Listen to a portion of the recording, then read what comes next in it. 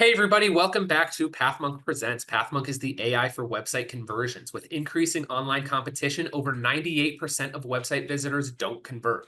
The ability to successfully show your value proposition and support visitors in their buying journey separates you from the competition online. PathMonk qualifies and converts leads on your website by figuring out where they are in the buying journey and influencing them in key decision moments with relevant micro experiences like case studies, intro videos, and much more. Stay relevant to your visitors and increase conversions by 50% by adding PathMonk to your website in seconds, letting the artificial intelligence do all the work, and increase conversions by 50% while you keep doing marketing as usual. Check us out on pathmonk.com. Hey everybody, welcome back to PathMonk Presents. Thanks for joining us today. We're really excited to have Barrett Cox, Director of Performance Marketing over at Net32, to join us today to talk about everything that's going on over there from a marketing and growth perspective. Barrett, how you doing today? I'm doing well. Thanks for having me, Kevin. Of course, really looking to hear what you guys have to say. So, to get things started, before we dive into things a little bit too deeply, I just wanted to give our audience a little bit of an understanding about what's going on over at Net32. Why don't you give us a little bit of a background and what it is that you guys do over there? Yeah, so Net32 is an online dental supply marketplace. Our customers, for the most part, are going to be dentists. They can shop over 60,000 products. And the nice thing is that we provide all of the different vendors, so you can see the pricing, shipping options, etc. So transparency is really big for us. Transparency and cost savings. You never really see a marketplace that's showing like transparent pricing. There's always some sort of upsell, so that's kind of a refreshing perspective. Okay, so to dive into things, it's pretty clear that you guys support dentists, right? But maybe you could tell us like what sort of companies, or should I say, practitioners do you see typically working with you guys? Is it more like group practices? Is it more individuals? And what sort of problems are you solving for them? Really a mix of both, right? And this is an industry that's really been sales rep oriented for a really long time. I mean, we've been around for 30 years, so we're really a disruptor in the market. So again, what we're giving are these dentists, these groups, et cetera. We're giving the ability to see transparent pricing, so they're not getting different pricing from the dentist around the corner, which they might be from some of the other vendors in the space. That's exciting and probably, yeah, I think you used the perfect word, kind of like disrupting, right? Like the classic sales process, I would imagine. Maybe you can give me a little bit more light on this scenario, but sales rep goes into the office, tries to upsell on the products that they have compared to the pricing as to some sort of competitor, but you guys are just kind of putting it all out there, correct? Correct. I should tell you, I'm still relatively new to the dental industry, right? I started like almost 6 months ago, so I'm still learning a lot about the dental industry. But that's my understanding, and I think it's a unique space, right? This is a place where I think we're seeing more of the sales rep presence last than it has in other areas. Okay, cool. So refining those dental chops, per se. In terms of the next question, I wanted to ask, from a marketing and growth perspective, how do your clients or how does your audience typically find out about you? Like, are there any sort of top acquisition channels at the moment? So I think we've been around for a long time. So I think as I've talked to my dentist, as my mom has asked her dentist, like people know about us, right? I think we're still trying to grow. We're not still trying to grow. We certainly are still trying to grow. But what we're trying to do is just expand our presence in the market, and that's tough against some of these kind of behemoths that have been around forever and what dentists are used to. But we're trying to kind of give the control back to them, kind of take away that sales rep that's going to show up at your office, let you have the control and understand how much you're saving and why. Thanks for the top level answer. And to get a little bit deeper down into like the details of the acquisition channels, maybe you can tell us, are there any sort of marketing efforts that you guys are currently working on in terms of like specific acquisition channels? Yeah, I think unsurprisingly, we're pretty heavy on the search front right now. But one of our major initiatives this year is channel diversification and working on our media mix, right? So that includes things like our podcast program that we recently launched. We're focused on host-read podcasts versus programmatic because we're really trying to build trust, right? We don't want to be that programmatic ad that maybe gets skipped. We want these potential new customers to hear from us from a podcaster that they trust. Looking at direct mail, we just relaunched relaunched our CTV program with a new partner. Relaunching paid social is in the works on Meta, but also trying to understand like what does Reddit or something like that do for us, right? I mean, as a marketer, I use Reddit quite a bit. It seems like there's a large dental community there. So understanding what these channels can do for us is going to be important. Measurement is one of my big initiatives for this year.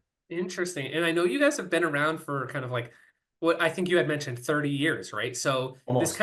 this new growth initiative sounds so exciting, especially for a marketplace, but in such an industry that seems like it was so defined and so like set in stone for so long. It seems like kind of breaking that wide open and figuring out these new channels is kind of like an exciting time for you guys. Absolutely. And I think that's what we're seeing too from our customers is we're really seeing a much more diverse customer, right? So what we're trying to do is we're trying to convince some of that classic dentist that they should be buying from us because of the savings, but also making sure that this newer dentist who's graduating, in the past 5 years and the coming 5 years, they should be buying from us as well because we're giving them so much control back. Really interesting how you mentioned like a dentist that's been doing this for a long time, someone that recently graduated and might be joining some sort of a practice, or even those that are not even graduated and don't even have some sort of a dental degree yet. It probably makes sense to kind of like start marketing towards those people super early so that when they do come into, working as a full-time dentist, they're already familiar with who Net32 is. That's a pretty interesting strategy right there. I like Challenging one though, because it. figuring out how we can calculate that CAC to LTV on a current student, right? We're looking a ways out. Yeah, really, really, really. Okay, so I wanted to move on to talk a little bit about the website itself. I know it plays kind of as a marketplace, similar to like Amazon or something like that, but maybe you can tell us what role does the website play in terms of like client acquisition? It seems like a place where clients can definitely go and buy all of the products that they need, but in terms of new client acquisition, how are you using it for that type of goal? Are there any major strengths or weaknesses to that? I mean, the website is kind of everything, right? As our director of performance marketing, I can deliver all the traffic in the world to our website, and even if it's qualified, we still need our website to be as frictionless as possible. I think our UX UI product engineering teams are all doing a spectacular job. One of the things I've been really impressed with here is the testing velocity at which we run, right? So there are always multiple tests running across multiple platforms. The teams are always looking for my input. They're looking for cross-functional input on what we should be doing and where we should be doing it. I think, we have a really, really great search function on our website, and that gets a ton of usage. But I think in the future, what I'd like to see from us is like a bit of modernization, right? And we're on our way there. But that's really from a branding standpoint. Just being a little bit, I think we have a new CEO as of this past January, and Be Bold is one of the initiatives that he's kind of pushing us with. So that's where we're going, but it's really impressive. Again, testing velocity is so important across marketing, and it's good to see that in other parts of the organization. I had a guest on the show recently, and I asked a question. What sort of advice would he give his younger self? And he said, test something out every single week. So testing velocity, especially within marketing, is so huge, right? And being able to figure out what works and what doesn't work, it's not going to happen unless you do some tests. So I think that's a really good answer. I want to move a little bit away from questions about Net32 and a little bit more into questions that are a little bit more specific about Barrett, the marketing professional. Yeah. And my first one being a little bit related to Pathlink, like we're a tool that's all about website conversions, right? Maybe you can tell us, what have you learned about what makes a website a great converting website? Like, are there any sort of tools or tips or recommendations that you might recommend to our audience? Yeah, and honestly, I'm gonna go out of Net32 for this, and this is just based on my experience as a consumer, right? There are so many things that you can do as a business to decrease friction for in terms of finding information about a product and then converting, right? I think we've all gotten sucked into one of those Instagram ads, and before you know it, you've got some hat that you might not ever wear again. Yeah. But at the time it looked good and it was really easy to make that purchase. And I think that's one of the major factors that all businesses need to take into account. Right now, as I said, we're testing a number of upper funnel channels, right? So we're improving our Heidi How. That's my favorite marketing acronym. How did you hear about us? I like it. And I'm trying to make sure that we're placing that wherever possible and having those conversations with our UX and product teams about where we can place that without slowing down that account creation or or order confirmation process.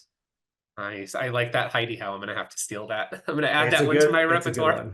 one. Okay. And also to focus on Barrett a little bit more, what does a day-to-day look like for you? Like as director of performance marketing, what are some of the tasks that you're typically focused on? Yeah, we're a small business, right? We're like roughly 60 employees right now. So I don't have like an analyst who's doing a ton of stuff for me. So like the first thing and the most important thing is I need to be aware and up to date of what performance looks like, right? Where are we spending? What are we spending? What's performing? What's good? What's bad? Why is it good? Why is it bad? And ready to answer those questions. I think that's step one, right? Step two is working on our major initiatives. So right now, I've got a pretty big project. We're working on building a kind of an in-house predictive LTV bidding solution, right? That we can apply across a number of our platforms.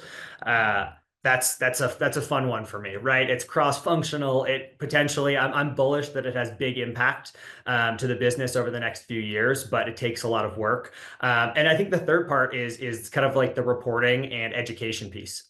Marketing, especially performance marketing, changes so frequently that we constantly have to be educating both up and across the organization so people understand what we're doing. Our marketing spend is always going to be a large portion of the P&L, right? It's big, so it ends up under the magnifying glass. So you have to make sure that everyone understands at least the high level why we're spending the way we are.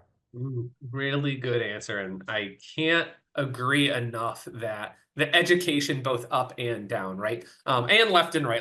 Because marketing is kind of at the center. You need to be able to understand what it is that you guys have and how to position it to everyone else. But you also hear from sales about what the clients or the consumers are actually saying and how to communicate that back to the product experts or to the solutions experts. So yeah, I feel like marketing is kind of in the center, and to be able to communicate what you guys have in all sorts of different directions is really important. And I think that's something we don't hear enough on this show. So that's a really, really good answer. Next question. In terms of growth, we're always looking to kind of improve upon ourselves, get smarter, grow faster, stronger. You know what they say. Where is it that you go to kind of stay up to date and kind of consume content that's meant to kind of improve yourself when it comes to marketing?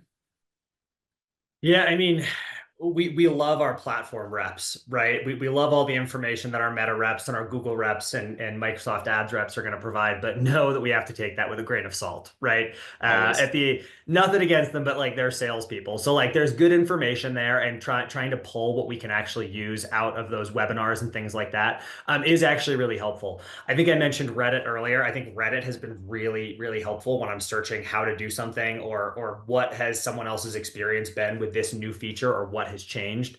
And I've got to give a shout out to like the Chat GPTs, the Claudes, et cetera, of the world, because I'll tell you what, like as I'm working through like reminding myself, how do I run a regression analysis, right? Like Chat GPT does a great job of kickstarting that business stats class from 15 years ago.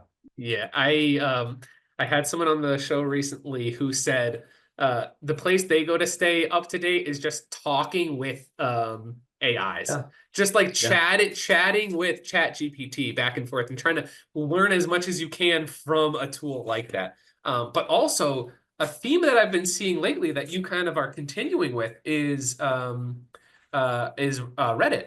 A lot of people kind of use this as a resource where, you know, if one person has kind of run into this issue before, it's likely that someone else has as well, right? So Yeah. why not leverage kind of those other people, even if they're not within like your LinkedIn network? There's got to be people out there that have still run into something like this. So yeah, Reddit has been an awesome place.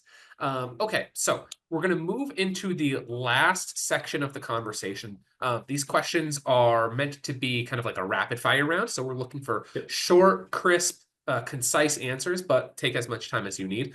They're also going to be Yep. a little bit more playful. They're not going to be as work oriented. So have some fun with them. So I'll get you started off with a relatively easy one. What's the last book that you read? Oh, man, I don't read that many books these days. I do cook a lot. Been trying to cook out of Maddie Matheson's cookbook, which is kind of aggressive, but I love cooking, so I'm gonna go with that one. Okay, cookbooks, very nice. Next, if there were no boundaries in technology, and I mean like snap your finger and everything is possible, what would be Hmm. one thing that you would want to have fixed for your role as a marketer today? Oh my gosh, impression and view, like reliable impression and view based attribution. Attribution is such a big one. I know everyone always says if you could take all the information from all the different places that you're running any sort of like ads or digital campaigns at all and just attribute it all into one place with, reliable numbers, it would be so big. And yeah, you are right on with that. A really good answer. Okay. If there was one repetitive task that you could automate out of all the things that you are doing, what would it be? Oh my God, reporting. And it's just I love my reporting. It keeps us up to date. And I'm gonna go a little long on this one, like not that long, but if like just things break all the time. It doesn't matter if I when I like at my prior roles, at this roles, whether it's a pixel breaking or some connection breaking, right? And all of the different platforms that we have to bring together to show what we're doing and how we're doing it. Reporting. Oh, I feel that in my soul. I really do. Okay, and the last question. What is one piece of advice that you would give your younger self if you were to restart your journey as a marketer today? Oh man. Don't become a marketer and get into day trading because that's what it feels like we're doing sometimes, and there's a lot more money involved. No, I'm honestly no, I'm kidding. I'm kidding. It feels like that, but honestly, there's a lot less stress here. But I think a lot of it is just not stressing too much, right? About like where you are, where you're going. I think it's like work hard, be a good person, and doors will open up for you, right? And you'll end up kind of finding your career progress as you want it to, and as it should work out. I think that's where I'd go with that. Really wise words. Just continue knocking on doors and they'll keep opening for you. So that's going to wrap it up for today. Barrett, thank you so much for joining us today. We really appreciate having you on the podcast. Before we wrap things up, why don't you give our audience one last acknowledgement about what Net32 is and how they can find you? Yeah, you can find us at net32.com, and we are an online marketplace for dentists and similar needs. Come check us out. We have tons of products. We're a growing business. Give us some feedback. We're always looking for it. Thank you so much for having me, Kevin. No problem. Thanks, Barrett.